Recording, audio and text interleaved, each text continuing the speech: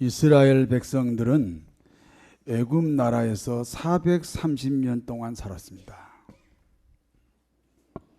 이스라엘 백성들은 430년 동안 애굽 나라 노예 신분으로 살았습니다. 이스라엘 백성들이 애굽 나라에서 노예 신분으로 사는 동안 꿈에도 소원은 애굽 나라를 떠나는 것입니다. 애굽 나라를 떠나야 노예 신분에서 벗어날 수 있습니다. 그것이 이스라엘의 구원입니다. 그러므로 이스라엘은 밤낮으로 하나님께 기도했습니다. 430년 동안 기도했는데 응답이 없습니다. 응답이 없는 이유가 있습니다. 이스라엘 민족을 애굽에서 구원하는 것은 하나님의 하시는 일입니다. 그러나 누군가를 사용해서 그 일을 하십니다. 하나님이 사용할 만한 사람이 없었습니다. 하나님은 그러므로 430년 동안 침묵하셨습니다.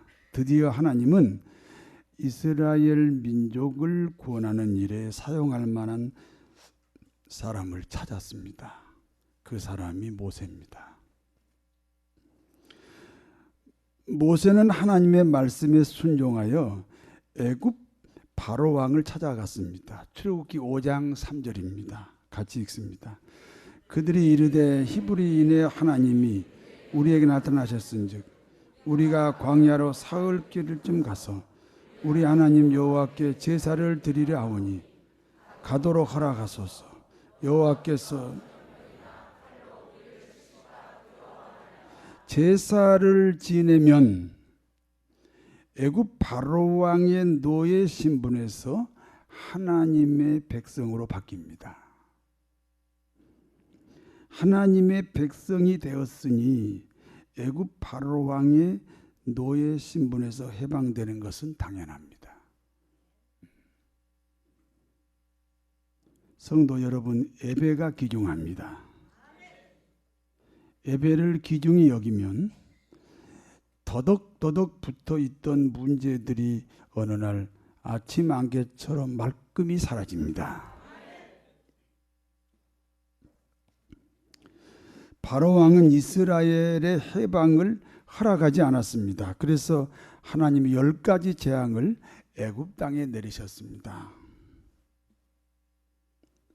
바로 왕은 10번째 재앙으로 모세에게 항복을 합니다. 모세에게 항복한 바로 왕은 이스라엘 백성들에게 애굽을 떠나도 된다는 허락을 합니다. 그러므로 이스라엘은 430년 만에 애굽을 떠나게 되었습니다. 애굽을 떠나는 게 제사를 지내는 거예요. 애굽에서 이스라엘 백성들이 원래 제사 지내는 백성이잖아요. 애굽에 온 다음에 제사를 잃어버렸죠. 제사를 지낼 수 없어요. 바로 왕을 섬겨야 되니까. 그래서 이제 애굽을 떠나게 됐다 그 말하고 제사를 지내게 됐다 그 말은 같은 말입니다. 이스라엘 백성들이 모세의 인도로 애굽을 떠나 홍해 앞에 왔습니다. 애굽 바로 왕은 이스라엘 백성들이 애굽을 떠나도록 허락한 일을 후회하기 시작합니다. 그러므로 군대를 동원해서 이스라엘 백성들을 다시 잡아오기 위해 쫓아갑니다. 이스라엘 백성은 앞으로 가면 바다입니다. 그냥 서 있으면 애국 군대에 의해 끌려가거나 아니면 죽습니다. 하늘로 솟을 수도 없고 땅으로 꺼질 수도 없습니다. 진퇴양난입니다. 그와 같은 때에 모세는 하나님 말씀에 순종하여 지팡이를 바다를 향해 내밀었습니다. 바다가 갈라졌습니다. 바다 가운데 고속도로가 생겼습니다. 이스라엘은 홍해에 생긴 고속도로를 이용하여 광야로 넘어갔습니다. 이스라엘이 무사히 건너온 다음 애굽 군대가 이스라엘을 쫓아 바다에 생긴 고속도로 한가운데쯤 왔습니다. 모세가 다시 바다를 향해 손을 내밀자 바닷물이 합하여졌습니다. 애굽 군대는 흔적도 없이 사라졌습니다. 결국 이스라엘의 완전한 승리입니다.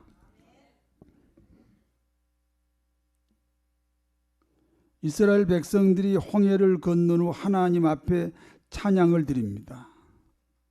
내가 여호와를 찬송하리니 그는 높고 영화로우심이요 여호와는 나의 힘이요 나의 구원이시로다. 하나님은 바로 왕의 병거와 그의 군대를 바다에 던지시니 애굽의 지휘관들이 돌처럼 바다에 잠겼도다. 그러면서 소고치고 춤추고 밤낮을 가리지 않고 찬양을 합니다.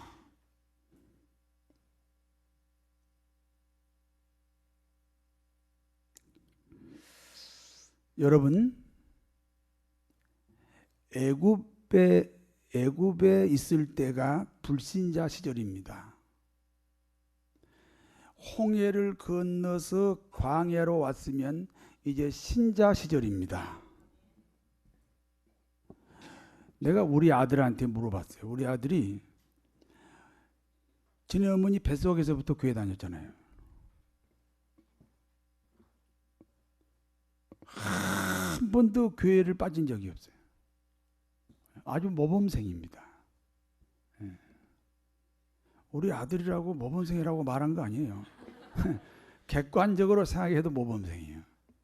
그리고 이제는 또 신학대학원 지금 3학년 졸업반입니다. 내가 한번 물어봤습니다. 너 앞으로 목사가 될 텐데 너 불신자 시절이 있냐? 아주 중요한 질문입니다. 불신자 시절이 있어야 지금 신자입니다. 그런데 이 모태신앙인 사람이 이 불신자 시절이 없어요. 그러면 지금도 불신자예요. 반드시 내가 신자라고 고백하는 사람은 불신자 시절이 있었다라고 말해야 됩니다. 우리 아들이 있다 하더라고. 깜짝 놀랐어요. 아버지 몰래 네가 그렇게 타락했었냐? 내가 그렇게 생각했습니다. 불신자 시절이 있습니다. 누구나 다 애굽에서 태어납니다. 모든 인류는 다 애굽 나라에서 바로 왕의 통치 아래에서 태어납니다. 어느 날 예수를 믿습니다. 그 말은 홍해를 건넜습니다. 예수 믿는 게 기적입니다. 세상에 이보다 더 큰 기적이 없어요. 그래서 홍해에 난 고속도로를 건넜습니다. 예수를 믿는 사건입니다. 광야로 왔잖아요. 신자가 된 거예요. 아멘. 근데 하나님은 광야에서 살으라 그래요? 가나안에서 살으라 그래요? 그래요. 광야는 훈련받은 신자가 사는 곳이고 가나안은 축복의 대상이 사는 곳이에요. 그럼 여러분은 어디서 살아야 좋아요? 아이고, 축복받아야 되니까. 그런데 어떤 사람은 훈련받아요. 뭐가 안 된다 그래요. 안 되는 게 아니에요. 광야에서 훈련받는 거예요. 다시 물어볼게. 여러분 광야에서 오셨습니까? 가나안에서 오셨습니까? 네, 가나안에서 오셨다. 그런 고백이 있게 되기를 바랍니다.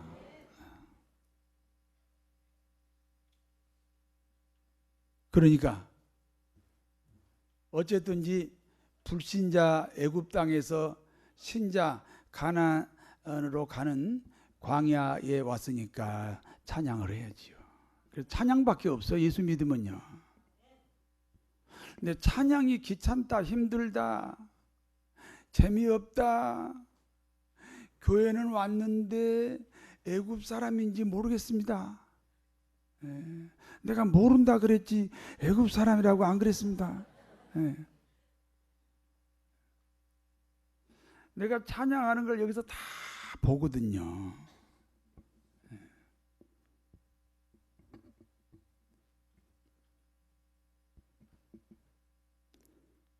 이스라엘은 홍해를 건넌 감격으로 이제 신광야까지 왔습니다.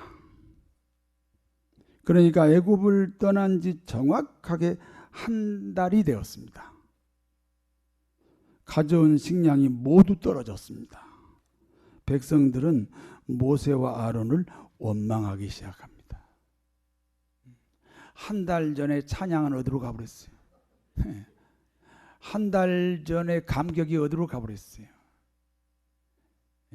모세를, 아론을 원망합니다. 모세와 아론을 원망하는 백성들을 하나님이 보시고 말씀합니다. 보라, 내가 양식을 비같이 내리리니 백성들이 일용할 양식을 날마다 거둘 것이라. 그 원망하는 대로 하나님이 대처 안 하셔요. 니들은 원망해라, 나는 니들에게 복 줄 것이다. 근데 원래 광야라는 곳이 하나님의 통치를 안 받으면 살 수 없도록 되어 있어요.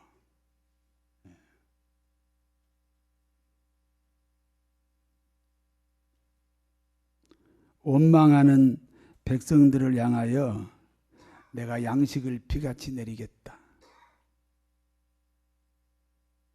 일용할 양식을 날마다 거두게 할 것이다.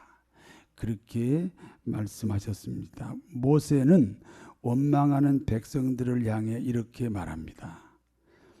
출애굽기 16장 8절입니다. 저렇게 양을 많이 하면 잃기가 좀 어려워요. 괜찮아요? 다 내 편이 아니고 저 영상 사람들 편이군요. 좋아요. 읽어봐요. 시작. 모세가 또 이르되 여호와께서 저녁에는 너희에게 고기를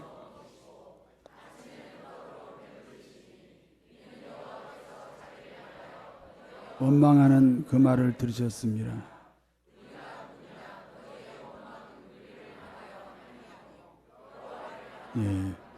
백성들은 모세와 아론을 원망합니다. 그러나 그 원망은 하나님에게 하는 것이라는 겁니다.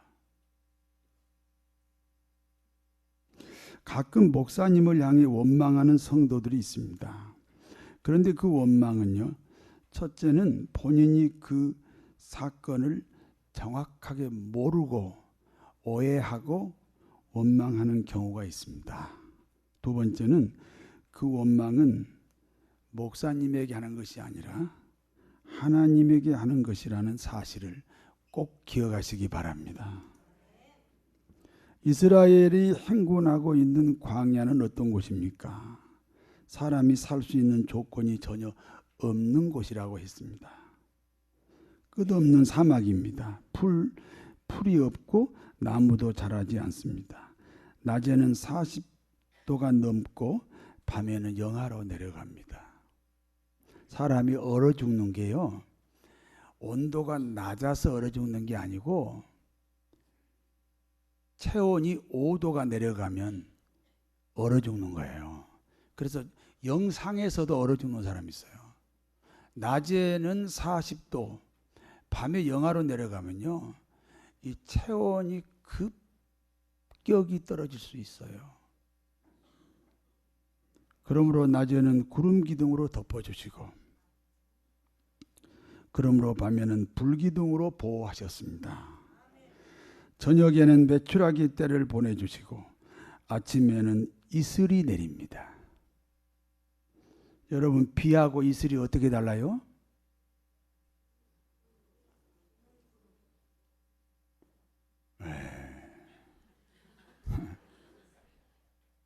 비는 구름이 있어서 내리는 거예요. 이슬은요, 구름이 전혀 없는데 내리는 거예요. 그래서 이슬은 하나님의 은혜라고 그렇게 상징합니다. 저녁에는 메추라기 떼를 보내주시고 아침에는 이슬이 내립니다. 그리고 그 이슬이 마르면서 쌀과 같은 식량이 남습니다.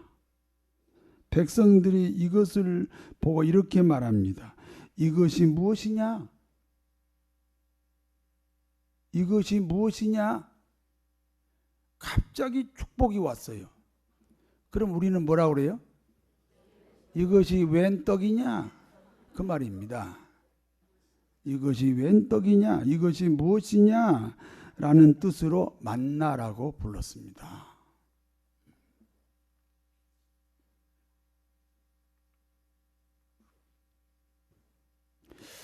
이스라엘 사람들이 만나를 가져가는 방법입니다.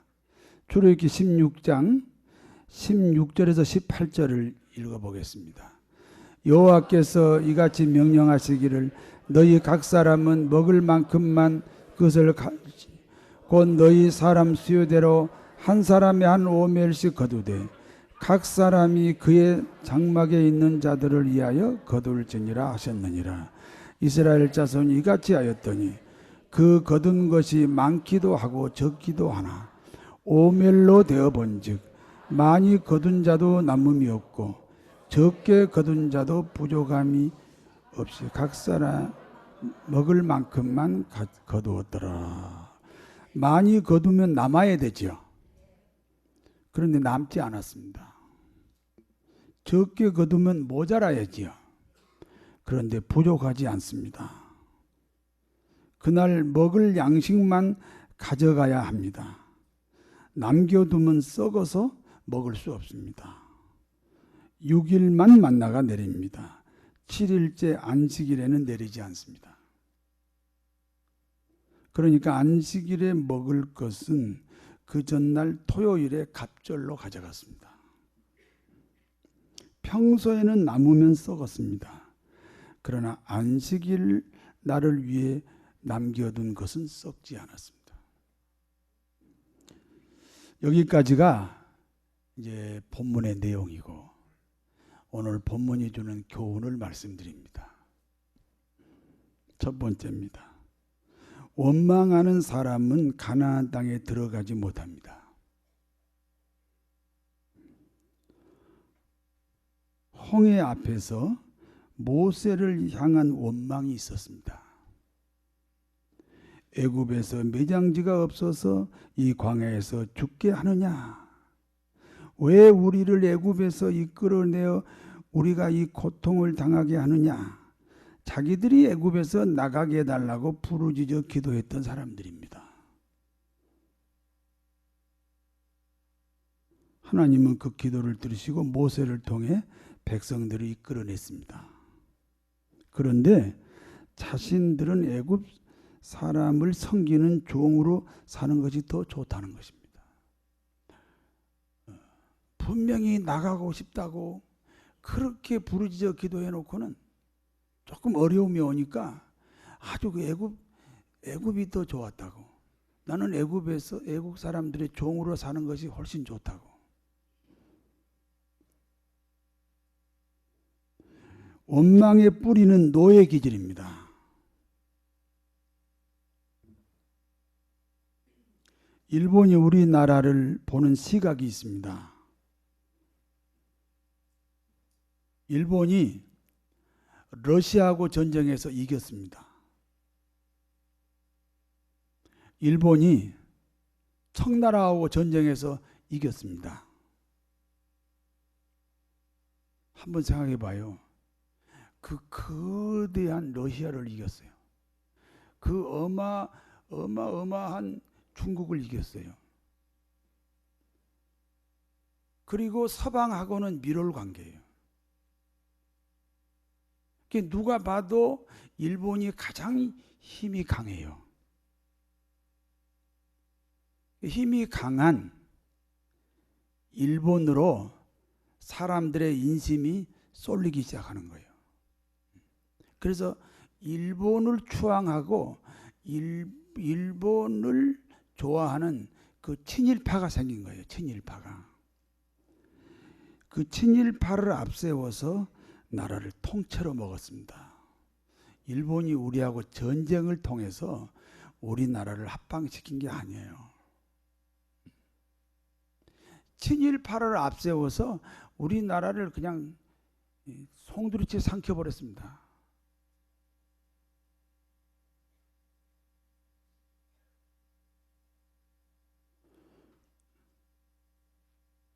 그것이 우리 민족이 가지고 있는 노예 기질입니다.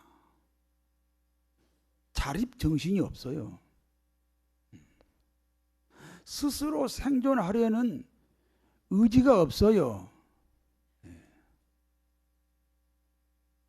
러시아에 붙어서 나라를 보존할까?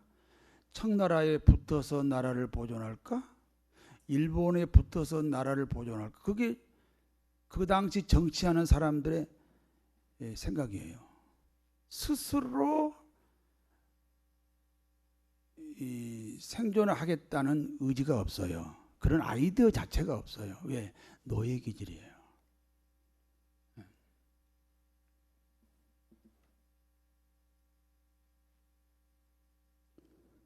그 일본은 우리 민족의 노예 기질을 이용해서 자기 나라와 합방을 시켰어요. 우리를 구속한 거예요. 그래서 우리를 깔보는 거예요. 우리가 이렇게 경제 보복을 하면 또 자체에서 분열이 일어날 거야. 자체에서 또 분열이 일어날 거라고 계산하고 경제 보복을 일으켰어요.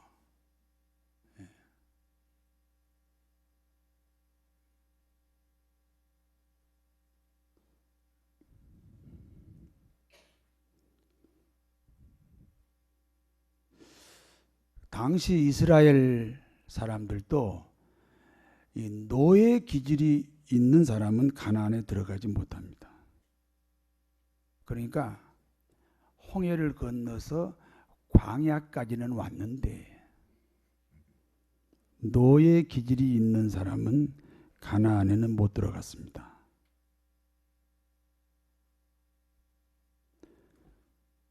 여러분, 애굽 땅에서 살던 사람들, 그 당시 홍해를 건넌 사람들이 200만 명이요. 그런데 애굽 땅에서 노예 신분으로 살았던 사람들 한 명도 가나안 땅에 못 들어갔습니다. 애굽 땅에 살았기 때문에 못 들어간 게 아니고 애굽 땅에 살아서 그 노예 기질을 버리지 못했기 때문에 한 8일이면 갈 수 있는 가나안 땅을 40년을 빙빙빙빙 돌렸잖아요. 노예 기질을 없애기 위한 하나님의 훈련입니다. 근데 결국 노예 기질이 없어지지 않았어요. 그래서 가나안 땅에 못 들어갔습니다. 노예 신분으로 살았으나 노예 기질이 없는 사람이 있습니다. 여호수아와 갈렙입니다. 이 두 사람은 가나안에 들어갔습니다. 그러니까 누가 가나안에 들어갔느냐 하면 노예 기질이 없는 여호수아와 갈렙, 그리고 광야에서 태어난 사람. 애굽 땅에서부터 홍해 건넌 사람은 광야로 왔으니까 구원은 받았어요. 그런데 훈련 받다가 인생 끝냈어요. 축복을 받는 땅, 가나안 땅에 못 들어갔어요. 노예 기질 때문에.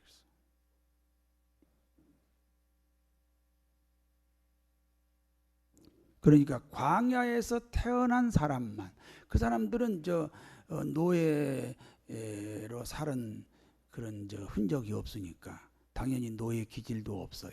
그래서 그 사람들만 가나안에 들어갔어요. 여러분, 광야에서 오셨어요? 가나안 땅에서 오셨어요?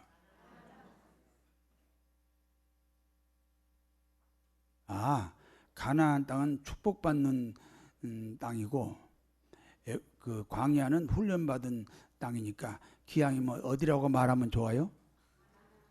그래서 가나안이라고 말하셨어요? 노예 기질이 없어야 돼요. 원망이 없어야 돼요.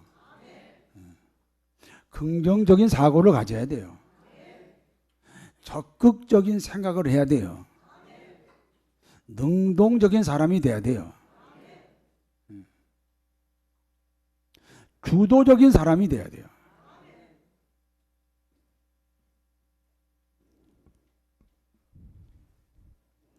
가나안 땅에 사시게 되기를 바랍니다.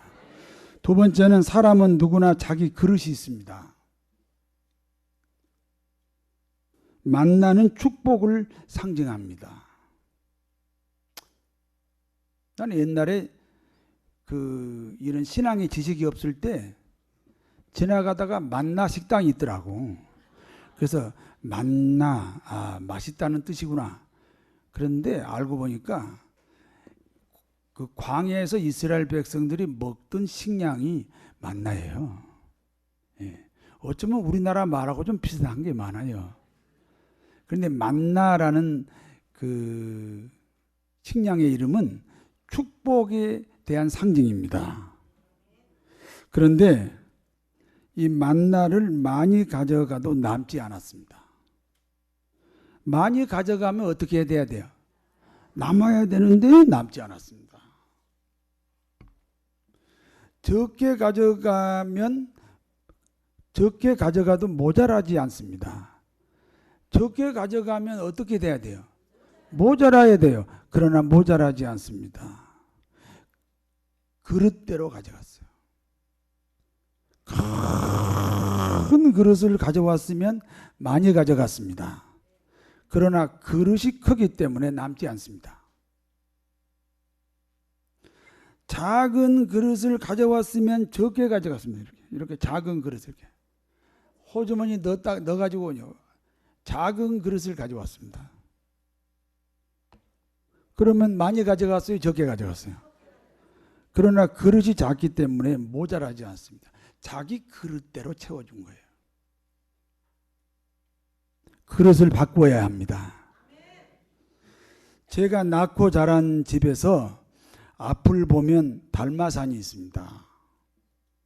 제가 낳고 자란 집에서 서쪽을 보면 대월산이 있습니다.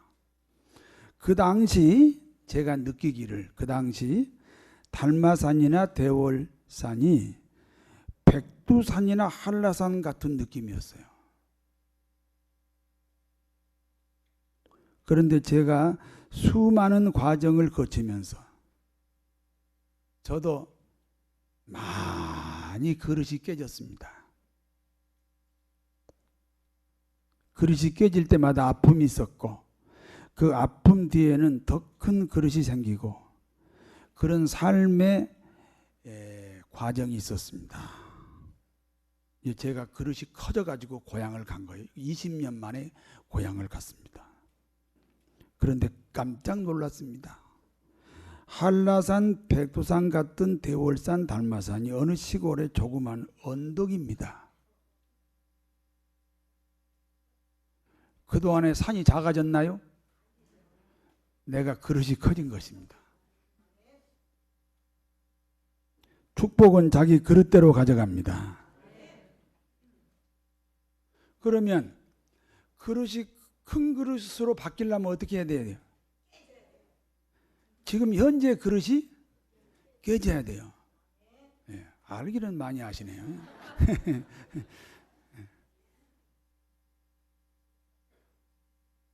그릇이 그냥 안 바뀌어요. 내 그릇을 누가 가져가요? 현재의 그릇이 깨져야 더 큰 그릇을 소유하게 됩니다. 천지를 창조하신 하나님이 우리 아버지예요. 우리 기독교인은 하나님의 분량만큼 큰 그릇으로 키워가야 합니다. 세 번째입니다. 주의를 잘 지켜야 됩니다. 원래 만나는 그날 먹을 것만 가져가야 합니다. 욕심 부리고 더 가져가면 썩어버립니다. 그런데 주일부는 더 가져가도 썩지 않습니다. 돈을 적게 벌어도 흑자 인생이 있습니다. 돈을 많이 벌어도 적자 인생이 있습니다. 주의를 잘 지키면 적자 인생은 없습니다. 흑자 인생만 있게 됩니다. 한번 물어보세요. 옆에 사람한테. 흑자 인생입니까? 적자 인생입니까? 물어봐요. 뭐라 그래요? 그러면 주의를 잘 지켜서 그렇습니다. 원망하면 안 됩니다. 노예 기질을 벗어나지 못했기 때문입니다. 사람은 누구나 자기 그릇대로 살고 있습니다. 그릇을 바꿔야 됩니다. 주의를 잘 지켜 축복을 쌓는 사람이 되어야 합니다. 노예 기질을 없애고 그릇을 바꾸고 주의를 잘 지켜 축복을 누리는 삶으로 사시기를 진심으로 축원합니다. 하나님 아버지,